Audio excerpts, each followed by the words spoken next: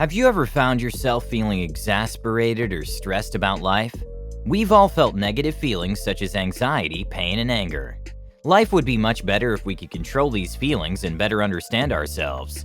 We can learn just how to do that through the author Robert Wright, a decorated journalist, editor, and professor at Princeton and University of Pennsylvania. Robert Wright taught and wrote mostly about religion. In this book, we learn more about Buddhist teachings and how we can apply these to our everyday lives. In applying this, we can improve the quality of our lives and become kinder to ourselves and others. Here are the top 7 lessons from Why Buddhism is True by Robert Wright. Lesson 1. Chasing after pleasure. Have you ever felt like you're living in a simulation? As if we aren't in full control of our choices and lives. We wake up, work or study, eat, and then sleep. Most highlights of our days come from the moments we let ourselves enjoy short moments of happiness. Whenever some people exercise and eat healthy, they give themselves cheat days wherein they're allowed to eat whatever they want. These help them to stay on track and not give in to binge eating. We spend our lives looking forward to the next pleasurable thing, the next cheat day, the next chocolate bar, or the next online purchase. But these thrills soon fade away and leave us craving for more. Why is this? It's mostly because of how we were designed through natural selection. Our constant need for pleasure is the natural selection in us kicking in to make us more productive. In other words, our brains make us productive through making us anticipate pleasure, to the point that the excitement of anticipating the reward becomes as pleasurable or even more pleasurable than the reward itself. Through understanding our constant chase for pleasure, we might start understanding how Buddhism can provide us a balanced life. Lesson 2. Meditate. A huge part of Buddhism is understanding the importance of meditation. However, meditation isn't the easiest thing to do. One has to quiet the mind and focus on relaxing ourselves. For people who are used to the hustle and bustle of life, this isn't the easiest thing to do. This was also experienced by the author when he attended a retreat to help him master the art of meditation. There he noticed that he wasn't the greatest at meditation. He learned that his mind would often wander. Upon consulting his teacher about his predicament, his teacher responded with "That's good." Later on, the author learned that it meant that it was good that he noticed his ever-wandering mind. This is what psychologists call the default mode network, wherein our mind starts to go elsewhere when we're doing nothing. It tends to wander to places such as the past and the future, but never the past. The trick to meditation is to abandon the default mode network through focusing on other things we can control, like one's breathing. Lesson 3. Abandon the self. One vital part in Buddhism is the concept of the self. This is closely linked with how the Western world is very interested in individualism. They tend to be obsessed with selfish thoughts, with our looks and how people see us. However, the Buddhist idea of anatta introduces us to the notion that the self does not exist. In fact, when anatta directly translates to not self. But what exactly is the self? According to a Buddhist monk named Walpola Rahula, the self leads us to harmful thoughts such as me and mine. It leads us to cravings, attachment, pride, selfish desire, and makes us chase after never-ending pleasure. So how exactly do we leave the self? We can start by achieving a state of consciousness through meditation. In a nutshell, consciousness, according to the Buddhist teaching, is not burdened by appearance, intellect, or material objects. Lesson 4. Determining who's in control. Although the thought of us not being in control of our lives may start giving us an existential crisis, Buddhist ideas suggest that we're not entirely in control of our reality.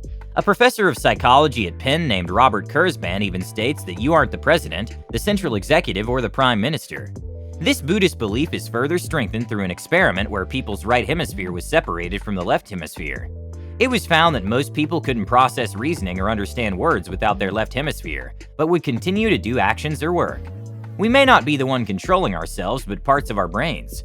Maybe we aren't really the directors of our lives. So who or what controls us? We might just find out in the next lesson. Lesson 5. Taking control of the helm. Think of a robot whose brain processes information like the human brain. When we ask the robot's designers to describe its workings, they'd say that the robot's brain consists of modules upon modules. Different circumstances would require different modules to keep the robot running. However, one question we should ask is who or what controls these modules. The author and other psychologists would say that emotions and feelings control our modules. For example, a scary movie would make us feel fearful. These feelings would in turn activate our fight or flight response. In short, feelings are the ones assigning the tasks, not entirely us. In a sense, each emotion triggers specific emotions. In a study conducted in the 1980s and 1990s, psychologists looked into the effect of jealousy. They found that jealousy can lead our minds to subject us to incredible change. including thoughts of violence, the desire to make oneself attractive, and much more. In Buddhism, we don't really have much control of ourselves. Becoming aware of how much our emotions control us can be a good thing. This can teach us to observe our emotions before acting upon them. So the next time we feel angry, instead of yelling and going off, we can assess the situation and better discuss things. Lesson 6. Pair reason with emotion. Now that we know how much emotions control our lives, it's easy to grasp that emotions and feelings also play a big part in our decision-making process. Whenever we go shopping, we usually prepare lists. But how many times have we gone home with an item or two that wasn't on those lists? Why is this? In a research where participants were given money to shop for anything they'd like, their brains showed that parts processing emotions were more active than those that processed reasoning. This just shows that when we weigh the pros and cons of buying something, our feelings would overcome our rational thinking. However, to avoid impulse buying and giving up control to our feelings, we should tap into our reasoning more. Awareness plays a big part in this equation.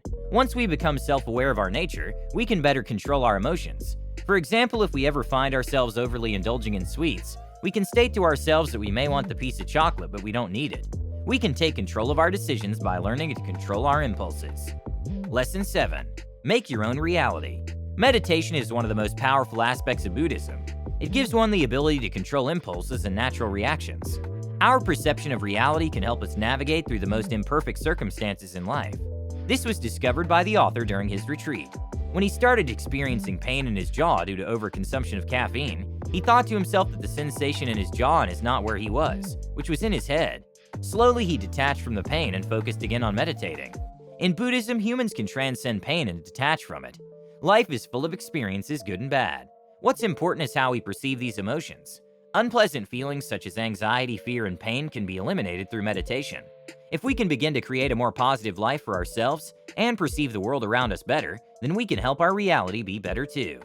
In conclusion, this book teaches us that life and emotions can never be controlled.